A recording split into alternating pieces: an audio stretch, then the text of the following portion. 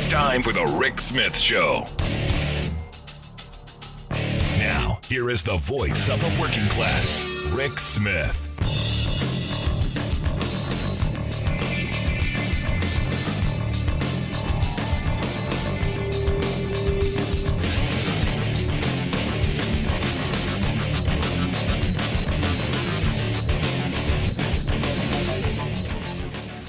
Welcome, brothers, sisters, working class heroes. This is the Rick Smith Show. Thanks so much for being here today on the big program. Lots to get to, lots to talk about. Happy Billionaire Appreciation Day. Yeah, we've done it. Congratulations. We've got billionaires. And thank you for your sacrifice. You know, as greed-driven inflation has hit working families, as child poverty has doubled thanks to our Republican friends who oppose the child tax credit extension, as homelessness is nearing record highs, rents and housing are through the roof, and making ends meet is just getting a lot harder. We can celebrate Billionaire Appreciation Day. After all, like I said, we created them. Thank you, America, for creating billionaires. We're number one. We're number one, you know, and we did it. We did it with massive tax breaks and loopholes and bailouts. Oh my. According to the folks over at Americans for Tax Fairness, they got a report out that points out that, you know, our 806 billionaires, they are now collectively worth $5.8 trillion, meaning that they control 1 out of every 25 bucks of American wealth. They own over 50% more wealth than the entire bottom half of the U.S. society, roughly about 65 million households. But hey, there's more to be done. And you can again thank the people responsible, the good folks in the Republican Party, from Ronald Reagan to George H.W. Bush to Donald Trump in his 2017 tax hatchet job. Because look, these are the people, these are the tax fetish. We got to cut taxes and that is the tool in their box. Now understand, our economic elite, they have seen their wealth explode in really what is an exceptional amount of time. In fact, so fast that there's just no way that they earned it. There's just no way they were out there selling enough widgets and whatnots. They weren't certainly not putting enough burgers together. They certainly didn't have enough hours in the day to punch the clock and work hard, pull themselves up. No, lots of help from our Congress that they seem to spend a lot of money on. Understand, in 2017, and again, thank you, Donald Trump, for the 2017 Tax Cuts and Jobs Act from the president who had a net loss of jobs during his term. But thanks to that one piece of legislation, the one piece of legislation they actually got done, the billionaires saw their wealth double. And what kind of a payoff is that? You know, it made me think of my grandfather, because you see billionaires spending an awful lot of money on politics. And look, if it's the argument that I make about paying my union dues. I pay, two and a half times my hourly wage in union dues per month. And all the benefits that I get. And when I was doing organizing, I would say, hey, I pay like $50 a month. And this is what I get. I get healthcare and I get a pension and I get a good wage and I get job security because I'm not an at-will employee. All this great stuff. And the return on investment is fabulous. The billionaires got me beat. They give a couple of $1,000s to a congressman to ensure that they pass the Tax Cuts and Jobs Act, and their wealth, boom, doubles. In 2017, think about this for a second. In 2017, there were exactly 0 people with over $100 billion. 0. There were none. Thanks to Donald Trump, thanks to the pandemic, thanks to, our tax system, we now got 10. We've got 10 billionaires. The top 10, actually the top 10. Our top 10 are all billionaires or centi-billionaires, meaning 100. Jeff Bezos topped that list as of April 1st with $198 billion. Wallace, Mike Bloomberg at the bottom the poorest of the all-star billionaire brigade with just 106 billion. I think I'd take his place if I could. And look, we should all celebrate. And what should we do with this celebration of our billionaires? What should we do in our as to pay homage to our billionaire class? Well, Trump and the GOP, they've got a plan. You guessed it, more tax cuts. Of course, we should make the rich richer. Of course, we should give them more because they know what to do with it. They're smart, and I don't disagree with this. They do know what to do with it. They make themselves more money. And that thing we were told that it would trickle down, something would fall down on us, rivers of gold and honey, manna from heaven.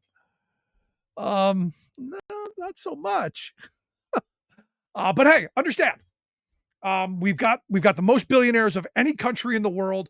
That should be a sign of our national pride. We're number one in billionaires. Take that, you commie socialist countries. You and your universal health care. You and your paid vacations and holidays. You and your generous paid family leave for both parents most of the time. So when a child's born, they get to stay home and, I don't know, bond with the child. You and your commie social safety nets to make sure that, well, when people hit hard times, they don't go completely bankrupt. You and your shorter work weeks, your higher minimum wages, your stronger labor rights, your investment in education. Oh, you commie socialists, we got billionaires. I got nothing more than that. I mean, the reality is we have made the choice as a country, evidently, and this is what elections are. Elections are the referendum on the choices that we make in our politics. So, are we surprised when billionaires get everything that they want? Are we surprised that we have policies that pandered to the wealth class? No, of course not, because we don't seem to be all that interested in actually solving problems. It's more about the problems than it is the solutions. So, am I surprised that we don't have universal health care so that when someone gets sick, they don't go bankrupt? When they get sick, they don't have to worry about, hey, am I going to lose my job? Am I eventually going to lose my care, my home, my family? Yeah, other people don't think about that. But then again, they don't have as many billionaires. We're very fortunate. We've got billionaires. And of course, I'd want to give up, any bit of a safety net of higher unemployment. So when you lose a job, that you don't end up going broke or taking the first crummy job you can get just to put food on the table. No, no. Thank goodness we don't have that because we've got billionaires. And thank goodness, we don't have education plans and training programs so that people can follow that as far as their talents and their skill can take them. No, we want to make sure that they got deep enough pockets. And you may sound, but go, Rick, I'm feeling some sarcasm here, and you should, because it's incredible to me that on Billionaire Tax Appreciation Day, we all pay our taxes, and a lot of them. Understand, I do believe it, and I agreed with the Tea Party. Working people in this country are taxed enough already. I agree, 100%. Who not? Who's not taxed enough? Yeah, you got it. Our billionaire class, because according to the Federal Reserve, our tippy top, the 1% folk, who own what 23.3% of all of the country's wealth, which is an increase from last year with that was 22.8%. So again, getting wealthier, taking more of the pie, even as the pie grows, they're still getting more and more. According to the most recent IRS data, though, that individual taxpayers rate just around 26%. Now that's the 1%. That's a lot of people. Once you get up into that rarefied air of the 1% of the 1%, that number goes wow, down, way down. And understand, we've done this. We've created a political system that ensures that they get what they need because we have a tax code that is insane. And this is where the right gets me. I'm with you, man. We got a bad tax code. How do we fix it? No, we're just going to complain about it. It's easy to complain about because if you actually start going, it's screwed up that, as Warren Buffett said, his secretary pays a higher tax rate than he pays. You would go, hey, that's screwed up because virtually everybody I've ever met believes in progressive taxation. They believe that the people with the most ability to pay taxes should be the ones who do it. Again, my analogy of the biggest guy carrying more water back to the cave. You don't have the 30-pound child bringing water back because you're not going to get much. You get the 250-pound muscular guy who can carry buckets and buckets. That's who does it. But that's not how our system works. Because again, we've got a political system that keeps throwing out some red meat to us, making sure that we fight over nonsense instead of fighting for things that are going to make lives better. So what have we done? Well, we've given the wealthy and powerful the ability to avoid taxes. Now, this isn't tax evasion, and I was saying this all during the Trump years. I want to see his tax returns, not because I think he did anything illegal, but because I want to see what legal he did that his class benefits that the rest of us don't. And then present it, go, look, is this the best we can do? Business owners get to claim a whole bunch of stuff. And for small businesses, you go, well, that's helpful. But I don't know. Should you be able to deduct a yacht? Yeah, you can. Should you be able to, I don't know, claim all kinds of things like hire your children on your payroll without actually have them doing real work? It's not like they're competing in the marketplace. There's a lot of these loopholes that we've given or they've lobbied for that they take advantage of. And this is where I've said on Billionaire Tax Appreciation Day, maybe we start looking at some of that. Now, interestingly enough, I do find it interesting in this Billionaire Appreciation Day, the same day that the Trump hush money trial starts. That's kind of interesting to me that the hush money trial begins on April 15th. Huh. And I got to wonder, again, back to my idea of, I think we should see his tax returns because I want to know, did he deduct the hush money?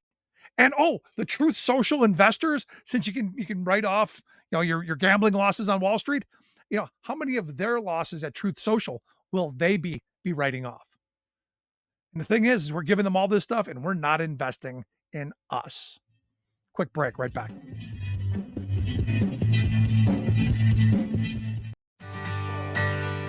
From the steel mills of Pennsylvania to the auto factories of Michigan to the modern makers movement, manufacturing makes our nation great. I'm Scott Paul, president of the Alliance for American Manufacturing. We bring business and labor together to advocate for policies that everyone can agree on. Together, we can strengthen manufacturing and create good-paying American jobs. Help us keep it made in America.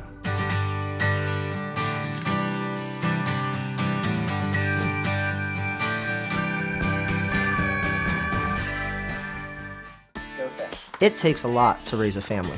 A good job, a good salary, and some patience. A lot of people my age are drowning in college debt. But I chose a different path.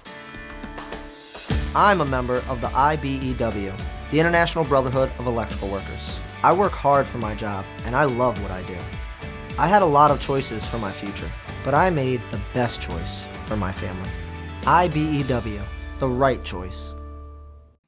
So you may remember back in 2021 when President Biden signed the bipartisan infrastructure law into effect.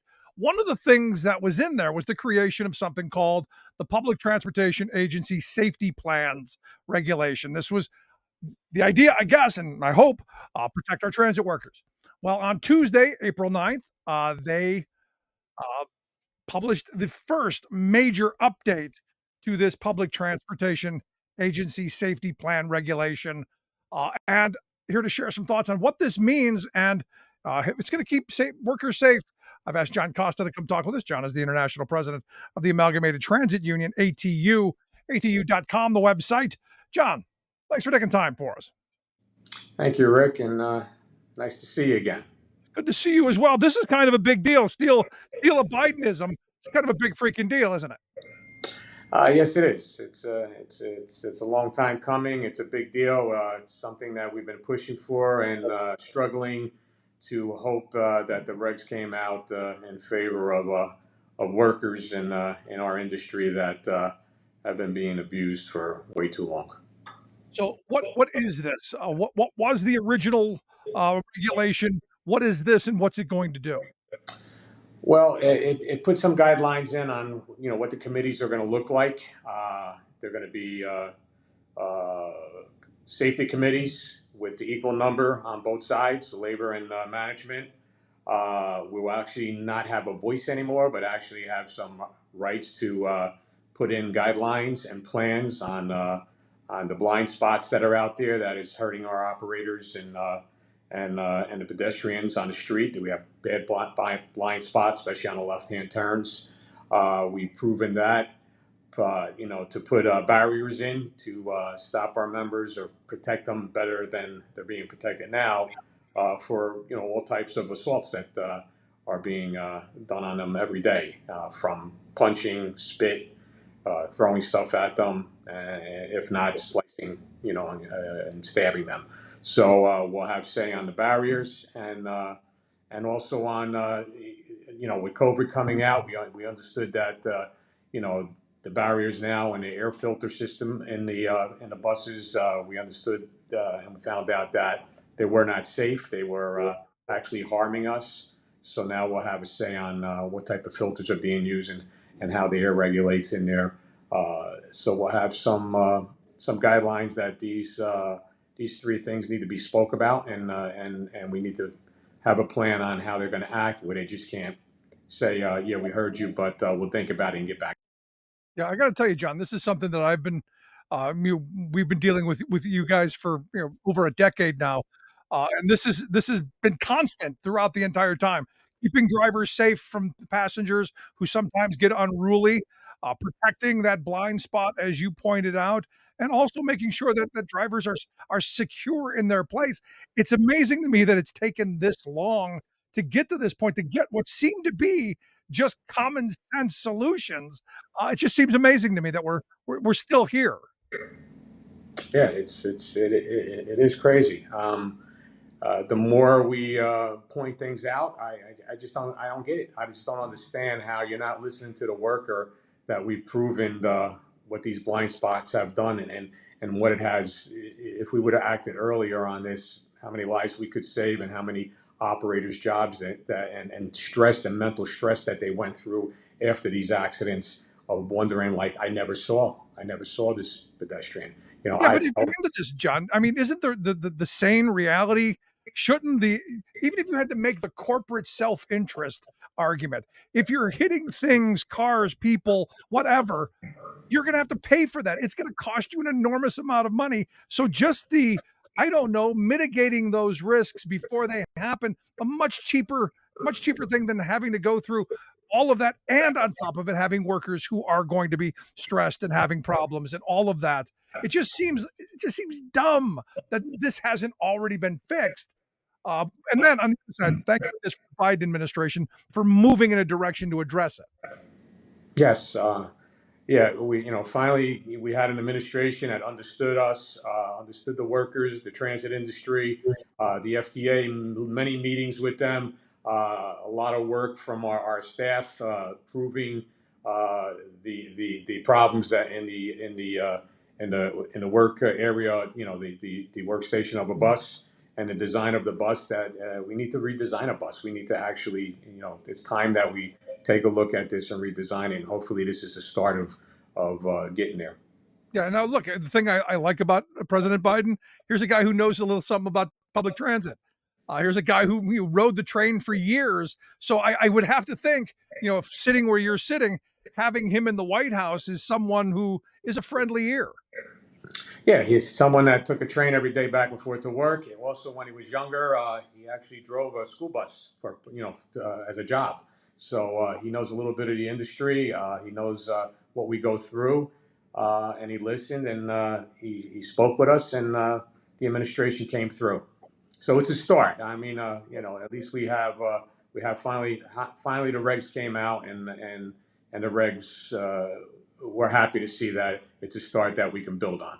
So, as you've said, this is going to give you equal voice in committees to have to at least point out and move towards solution. Whereas before, what was the environment before this regulation?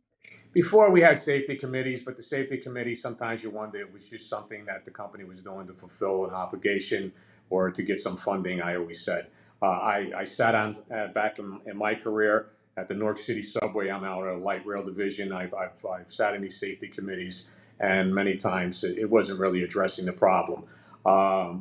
Some agencies are better than others with the safety committees. Trying to identify hot spots, dangerous areas, areas where we're having a lot of assaults, where operators are afraid of going through, in maintenance area where we need better equipment, where the equipment is old, moving into, in maintenance area where EVs are coming in now, the tools need to be different. So these committees, this would all be talked about. Sometimes we'll have some solutions and be able to agree on some, but many a times we did not. So now this will put us in a position where we'll have more say, and hopefully the agencies have to adapt. This is a change because they're not used to. It's always a fight. I don't know why it's always a fight to have labor at the table. They know the job best. I always said that you should have us at the table. We can help you. We can help you identify problems and give us a better product.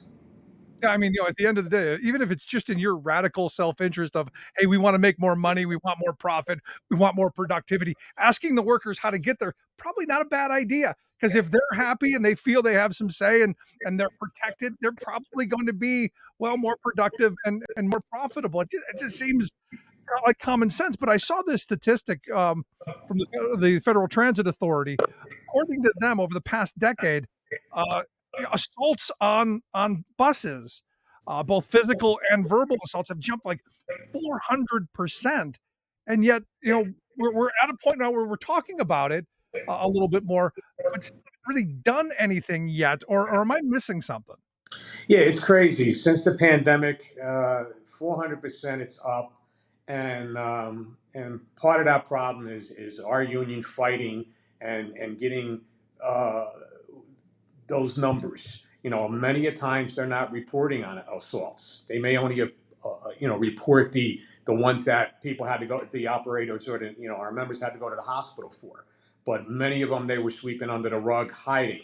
There was just a national newscast that I spoke on in California, where they weren't reporting on any of these incidents, not only happening with our operators, but also with the riding public.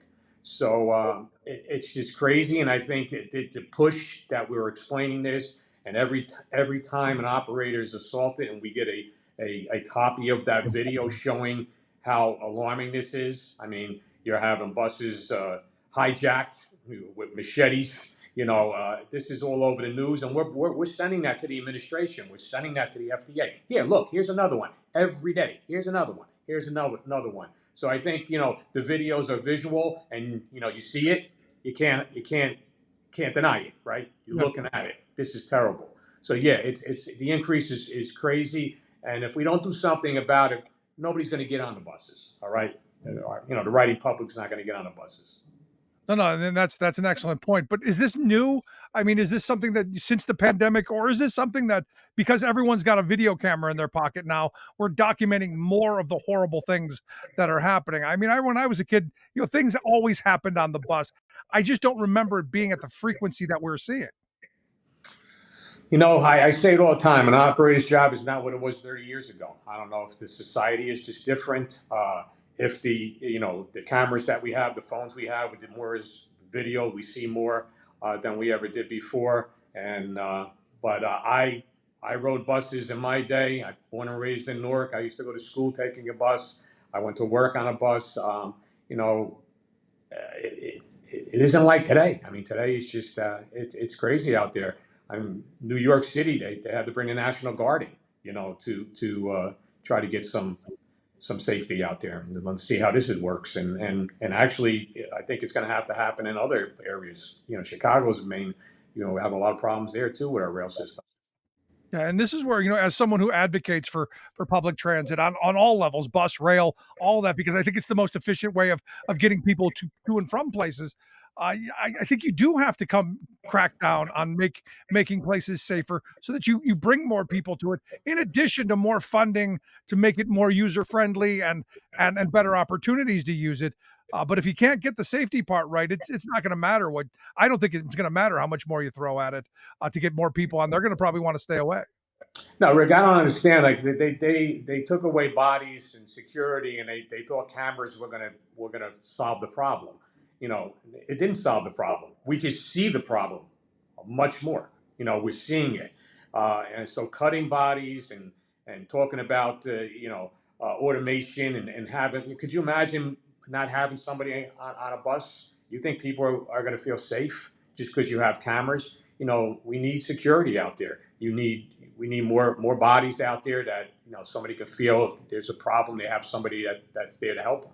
Now, last question I've got for you, because you brought up more people on the train, and last week we did talk with our friends over at the Smart Union about the administration coming out with a minimum of 2 people on all trains, be that freight, rail, or passenger. Any thoughts on the new reg for a minimum of two people on a train? Yeah, I mean, I come from light rail. I worked in Newark at 4 o'clock in the morning in Penn Station by myself, sweeping, and cleaning up the lanes there and the bus shelters. And I would go in and I'd be nervous, and I'm there by myself. And I made my complaints to the so-called safety committees they had back then, and they got me nothing. You know what the solution was? They gave me finally a handheld radio that I can communicate after I was assaulted, and hopefully I wasn't bleeding to death. No, so I made those arguments that we should be 2 people. We should at least be 2 people there to help each other, watch out for each other, and if an incident happens, at least there's somebody there that can help that person to survive, whoever it was that was assaulted. Well, this is a good thing. It's a step in the right direction. I'm glad for your members. I hope they take advantage of this and we move towards ensuring that they're safe at work, that you deal with those blind spots, and we move forward so that people can get back and forth where they need safely, efficiently, and cost effectively. But John, I appreciate you taking time for us. Thank you, Rick, and I appreciate you asking me to come on and talk about this. Anytime. I appreciate it. I want to hear your thoughts. Email me, rick@thericksmithshow.com. You want to check out John Costa and the Amalgamated Transit Union, atu.org, the website. We'll get links out on social media. Quick break. Right back.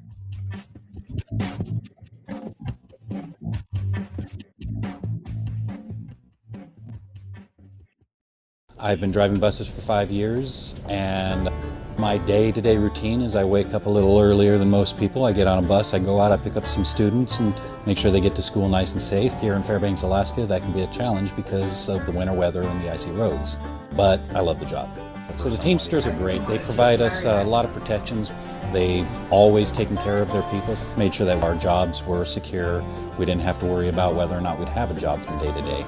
And that's amazing because before we'd be working 4, 6, 8 hours a day and only earning minimum wage was real difficult to make a living. And then the Teamsters pushed a lot so we make something we can live off of and not have to have a second job. What absolutely gives me peace of mind, the union membership allows me to focus on this job without having to worry about whether or not my family is going to be taken care of. I'm Andrew Case, and I'm proud to be Teamsters Local 959. So I'm going to tell you, glad to hear that something being done on the transit front, and our good friends at the ATU are going to have a mechanism by which to protect their workers. I got to tell you, this is something we've been talking about on this show for well over a decade. Same thing when you talk about the 2 people on a train. That just seems like common sense. But again, there are things that are being done. There are things that are moving towards solving problems, towards solutions that we don't get to hear about. There are things getting done. The problem is it's just not cutting through the noise. And for me, as I've said, a gazillion times on this show, I'm someone who wants to get things done. My true north is, how do we make things better for working people? How do we solve problems instead of the problems being what define us? Understand, and I get this from people across the globe. The rest of the world's looking for what post-global America looks like. They're looking for the next global leader because they don't think it's us. They see dysfunction here, because again, we don't solve problems. We create them. And we've got a lot of finger pointers who want to do nothing but continue to cause problems. Look at this transit issue, for instance. This, in a functional society, doesn't get to happen. What, you can't see if there are cars next to the bus and a mirror might help? Why don't we have a mirror there? Why isn't there? We've got the technology. Why isn't there a sensor there? Oh yeah, profit over people. What, you've got transit workers who are getting beat up because you've got people on the buses and on the trains who are angry. How do they get to the bus driver? Oh, there's no partition. There's no way for the bus driver to protect themselves while they're out who knows where at all hours of the night. No one thought of this. Now look, I've been wondering since I was a little kid, why is the bus driver just sitting there? Why is that box of that? I guess you could somehow get to the money just driving around with one guy. Because again, it's not about solving problems. It's about profit over people. And we see this over and over and over again. And it's not surprising to me. The other thing I say is, given enough repetition, you can get people to believe just about anything. And what they've done to us, they've trained us to be hyper individuals. It's me. It's all about me. It's all about the me. I am not getting what I want. Instead of thinking on a societal level of, when we all do better kind of thinking, when we have a higher minimum wage, wages go up for everybody. Corporate America understands that, which is why they fight so vehemently against minimum wage increases. They don't care about the person at the bottom. They don't care about that person making $7.25 going up to $10 an hour. What they care about is that ratcheting up all above the system. Because what does that mean? Well, it means less profit for them. And they get that. They understand it completely. So what do? Well, they've got to blame that poor minimum wage worker. Well, you're going to drive inflation. How dare you ask for enough money to put a roof over your head and food on your table?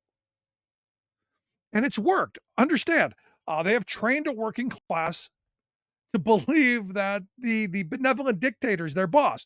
Because I said the other day, and I got some positive response for people going, Rick, you might be right. The American working class, I don't know that all of them agree that democracy is a good thing.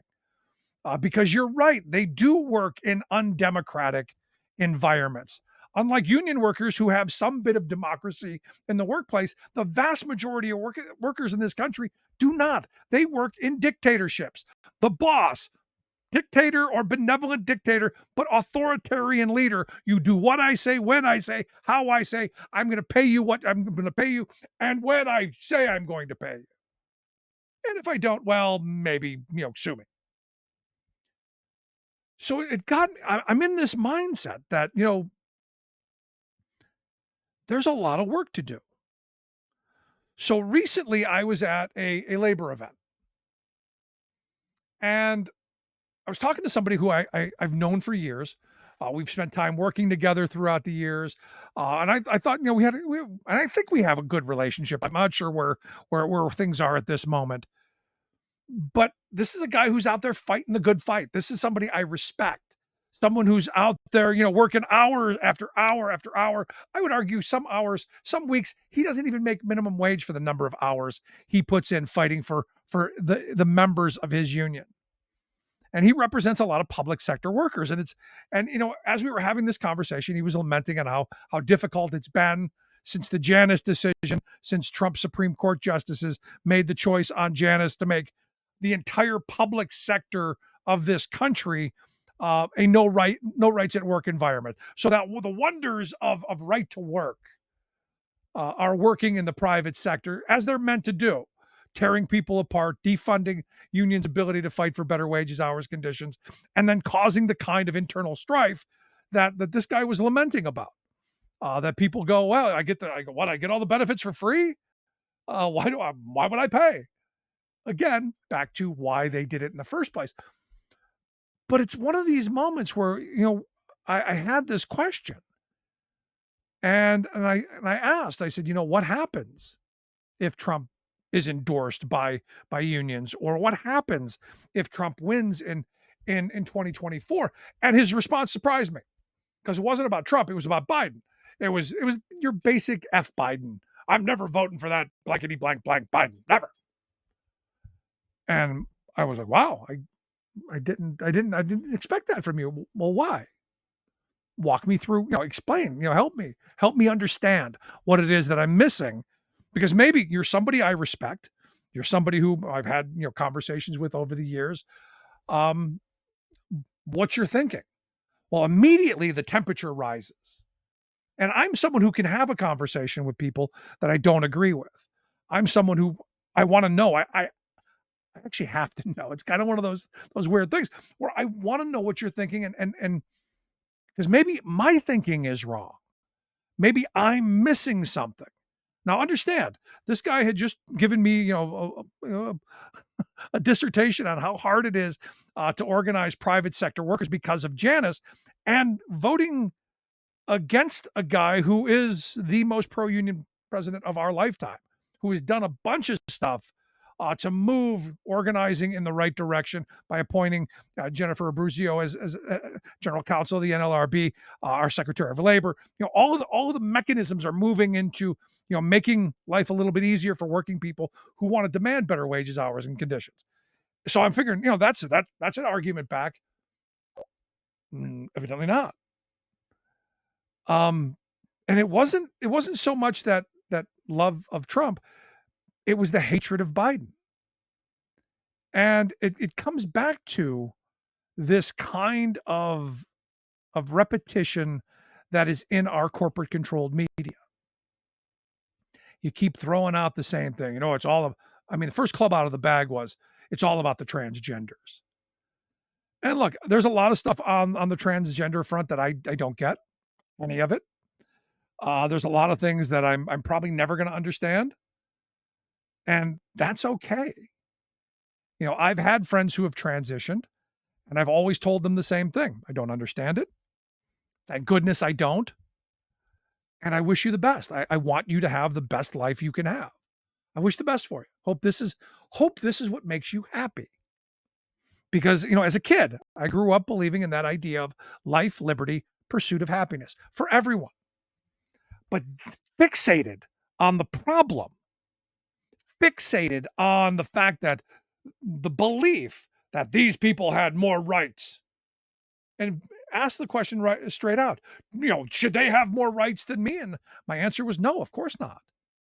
But nor should you have more rights than them.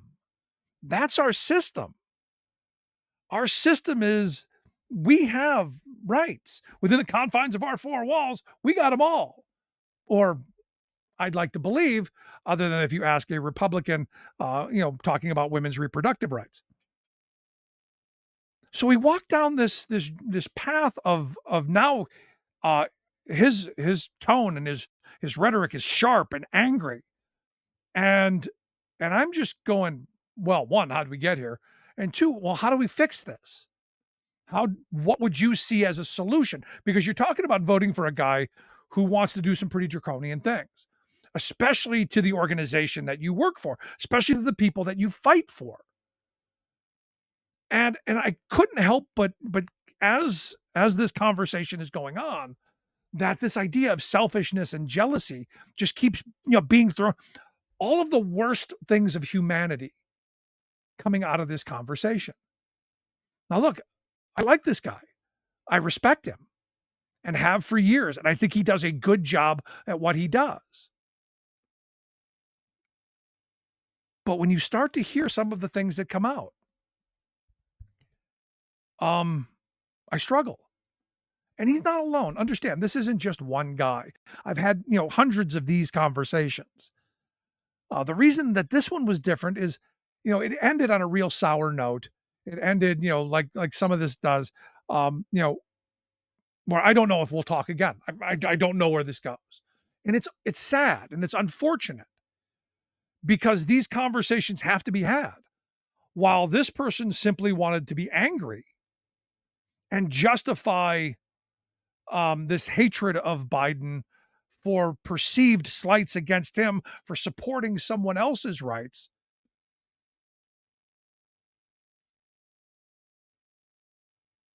We come back to this place where we're not solving any problems. We're not getting anything done. We're not fixing anything. And I'm struggling with that. I'm struggling with that a lot because I'm sure a lot of us have these conversations that end relationships, and that's horrible. I remember early on in the Trump years where people say, oh, "I'm never talking to that Trump supporter." I'm going, why? How are you going to understand them if you don't talk to them? How are you going to maybe move them back to sanity at some point when things don't work the way that they're told?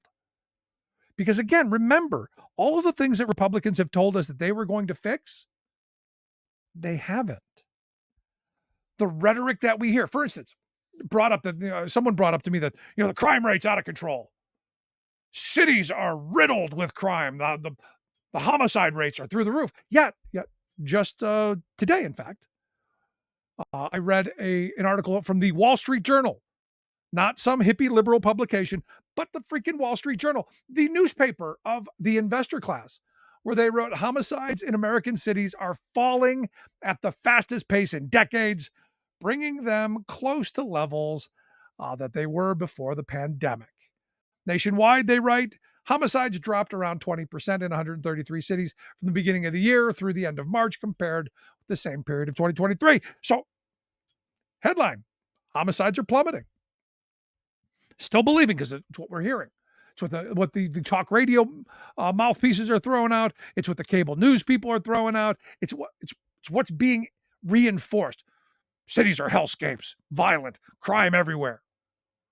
Social media doesn't help because, hey, if it bleeds, it leads. And here I am talking about democracy, talking about, hey, how do we save America? How do we save the democratic process? How do we ensure that we leave something for our children worth inheriting? You see George Sununu, not George Sununu, Chris Sununu, Governor Sununu from New Hampshire, on with George Stephanopoulos, talking about why he supports Trump now. And Stephanopoulos is like, hey, just so I get this clear, you're going to support Trump regardless of what happens if he's convicted on the classified documents case.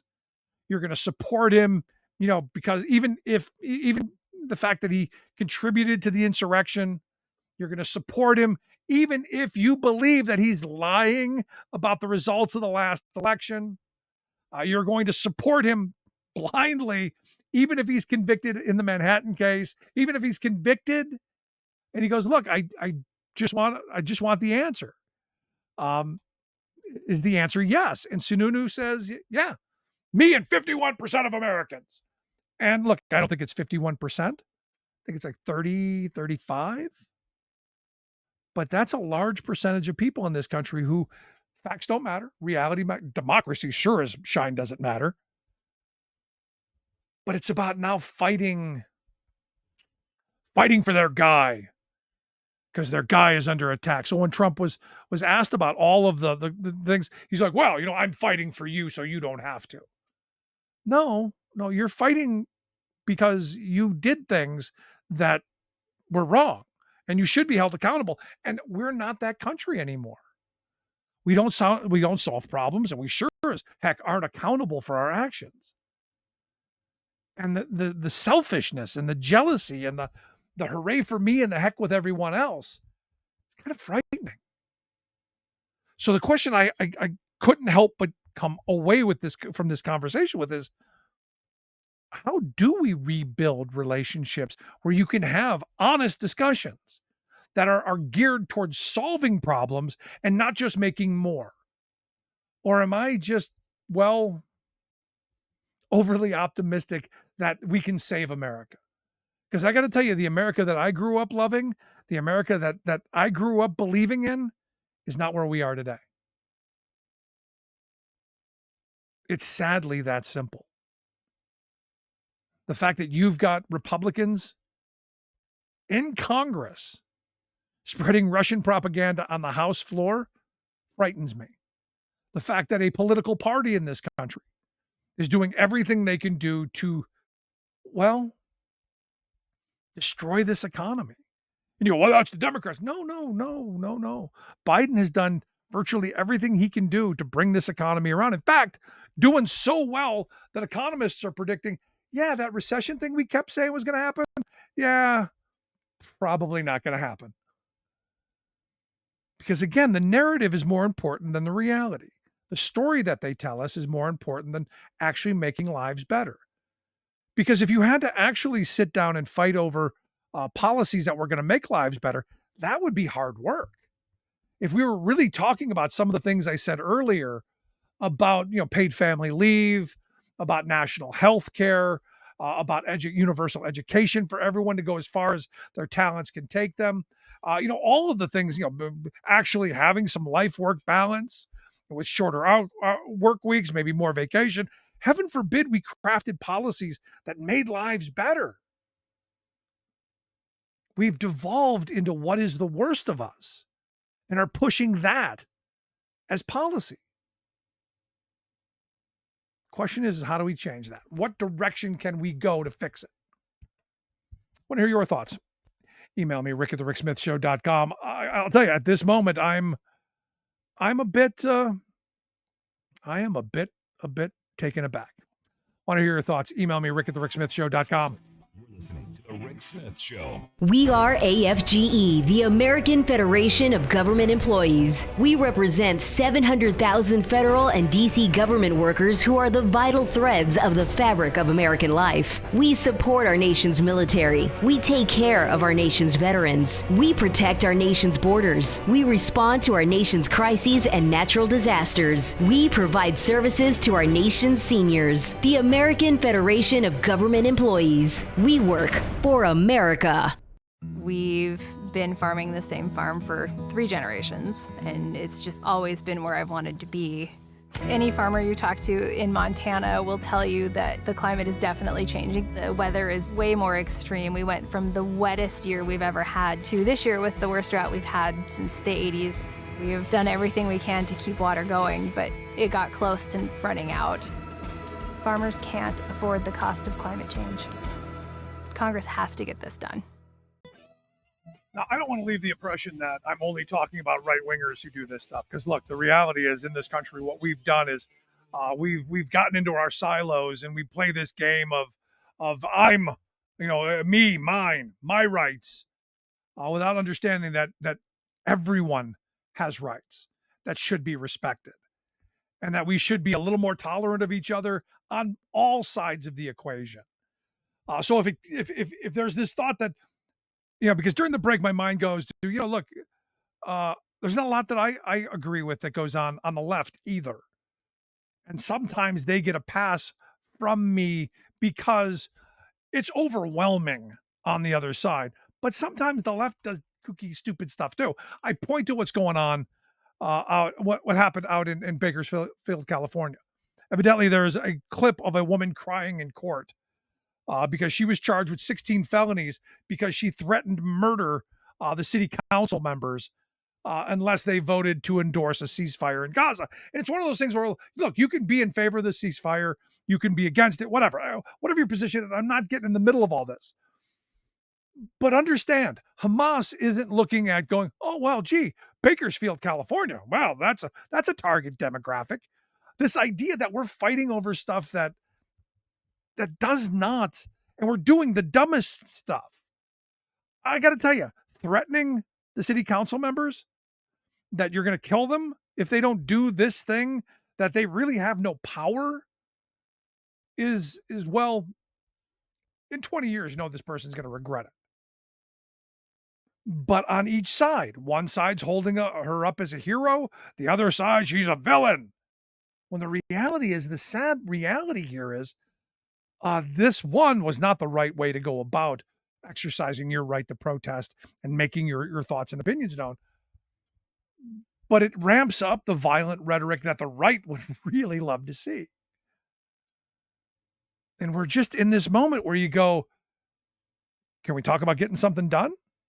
Because this is counterproductive. If you really want a ceasefire, is this the arena that you fight in?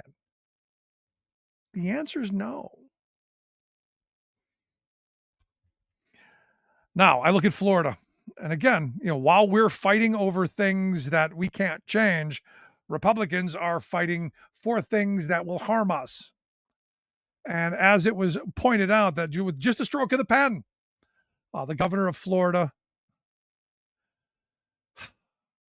said that local governments, sorry, you can't protect your workers from outdoor work. No protection for outdoor workers. That ended the Miami-Dade efforts to have legislation to keep workers safe in the heat. So farm workers, construction workers working in extreme heat, you're now less safe in Florida thanks to the governor. And understand, this is purely ideological. It makes no sense other than the other side did it. And if the other side did it, clearly we have to be against it. And what I love is that the story goes into, even before the bill was drafted last November, there were lobbyists in place ready to fight against it from, the real estate and the agriculture industries, who watered the bill down and just killed the idea of having some bit of heat restriction in place that would help working people. And this is just, it's a small thing. You go, Texas did the same thing. These preemption laws that we see in states across this country are designed to thwart democracy, especially when you're talking about working class democracy, especially when you talk about workers trying to make their lives better. And I think this is really important because I hear people on the left, I hear the Democrats saying, well, this election's about democracy. No, I think this election's about the heart of America. I think this election is about who are we as Americans, and as the rest of the world pays attention and looks on, what are we telling the rest of the world? Are we a partner in the rest of the world, or are we going to be, well, what we were during the Trump years? The reality is we saw what Trump 2.0 will look like. Only it'll be worse. So on January 20th of 2017, when I said, look, folks, it's going to be a rough 4 years. There's going to be a lot of criming. There's going to be a lot of chaos. There's going to be a lot of dysfunction. There's going to be a lot of not getting done, especially for working people. It's going to be bad. I could not have imagined that it could have been any worse than it was. And in the next 4 years, if Trump is elected in 2024 and becomes president on January 20th of 2025, I will say again, look, it's going to be bad. And it's going to be even worse than I can even possibly imagine. Because they've already told us, they've already said, this is where we're going. We're going to cut taxes for the rich. We're going to make Billionaire Day every day instead of just on April 15th. We're going to fire all of those government workers and replace them with good old-fashioned patronage hires, loyalists. Not to the American people, not to democracy, not to clean water or air or safe environment or any of that stuff. No. Loyal to dear Donald. Loyal to dear leader.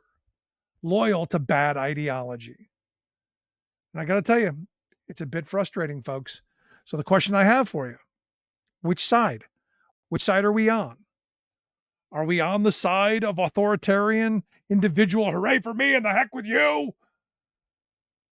Or are we on the side of community and democracy? I think this election's about much more than just democracy. I think it's about America and about the future of our country and this world. Want to hear your thoughts? Email me, rick@thericksmithshow.com. If you miss any portion of the program, make sure you grab the podcast or visit freespeech.org to find the videos. As always, thanks so much for being here. We'll see you back here next time.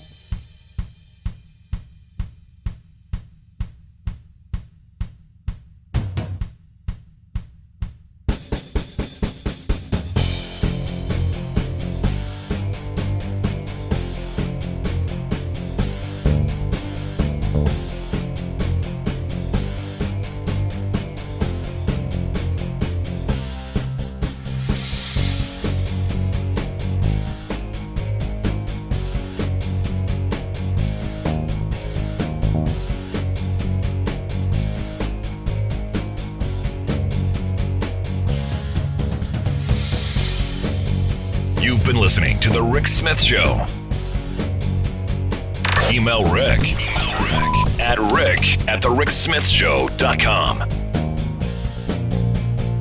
Until next time, this has been The Rick Smith Show, where working people come to talk.